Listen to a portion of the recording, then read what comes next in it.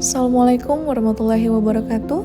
Kembali lagi bersama saya, dan pada kesempatan kali ini saya akan menjelaskan mengenai resume agenda 2, yaitu adaptif dan kolaboratif.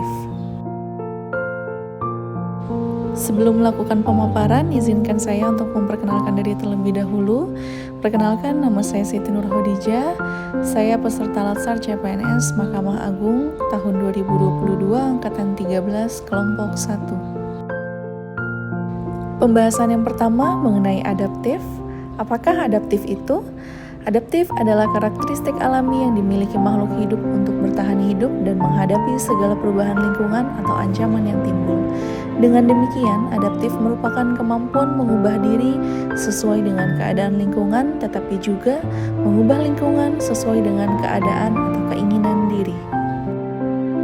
Penerapan budaya adaptif dapat mengantisipasi dan beradaptasi dengan perubahan lingkungan, memanfaatkan peluang-peluang yang berubah-ubah, mendorong jiwa kewirausahaan terkait dengan kinerja instansi yang dapat memperhatikan kepentingan-kepentingan antara instansi mitra dan kepentingan masyarakat pada umumnya.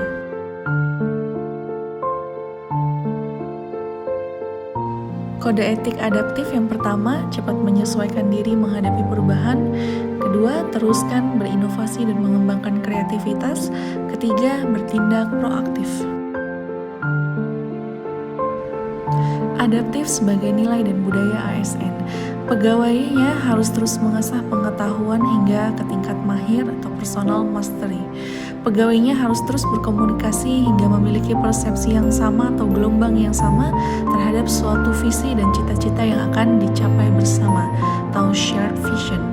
Pegawainya memiliki mental model yang mencerminkan realitas yang organisasi ingin wujudkan, atau mental model.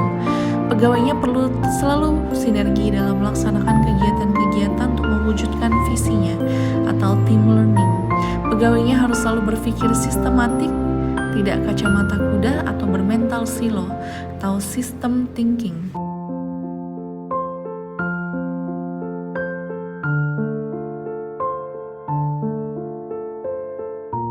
Pembahasan kedua adalah mengenai kolaborasi. Apakah kolaborasi itu? Kolaborasi adalah proses yang mendasari dari bentuk kerjasama yang melahirkan kepercayaan, integritas, dan terobosan melalui pencapaian konsensus, kepemilikan, dan keterpaduan pada semua aspek organisasi. Kode etik kolaboratif yang pertama, memberikan kesempatan kepada berbagai pihak untuk berkontribusi. Kedua, terbuka dalam kerjasama untuk menghasilkan nilai tambah. Ketiga, menggerakkan pemanfaatan berbagai sumber daya untuk tujuan bersama.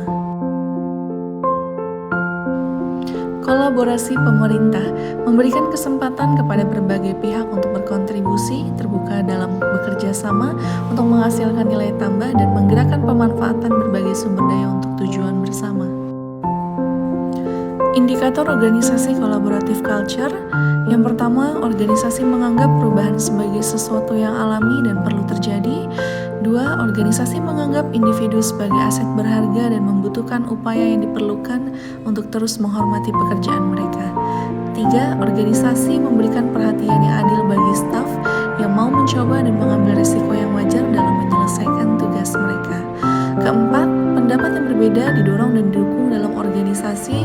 Setiap kontribusi dan pendapat sangat dihargai. Kelima, masalah alam organisasi dibahas transparan untuk menghindari konflik. Keenam, kolaborasi dan kerja tim antar divisi adalah didorong dan secara keseluruhan setiap individu memiliki kesadaran terhadap kualitas layanan yang diberikan. Proses yang harus dilalui dalam menjalankan kolaborasi. Yang pertama adalah trust building, kedua face-to-face dialog, ketiga komitmen terhadap proses, keempat pemahaman bersama, dan yang kelima adalah menetapkan outcome. Whole of government adalah sebuah pendekatan penyelenggaraan pemerintah yang menyatukan upaya-upaya kolaboratif pemerintahan dari keseluruhan sektor dalam ruang lingkup koordinasi yang lebih luas guna mencapai tujuan-tujuan pembangunan kebijakan, manajemen program, dan pelayanan publik. Oleh karenanya, WUG juga dikenal sebagai pendekatan interagency, yaitu pendekatan yang melibatkan sejumlah kelembagaan yang terkait dengan urusan-urusan yang relevan. Berikut adalah bentuk-bentuk dari whole of government. Yang pertama, integrating service delivery. Kedua, koordinasi dan kolaborasi. Ketiga, integrating and rebalancing governance. Dan yang terakhir adalah culture change. Demikian pemaparan saya mengenai adaptif dan kolaboratif. Semoga bermanfaat dan terima kasih telah menonton.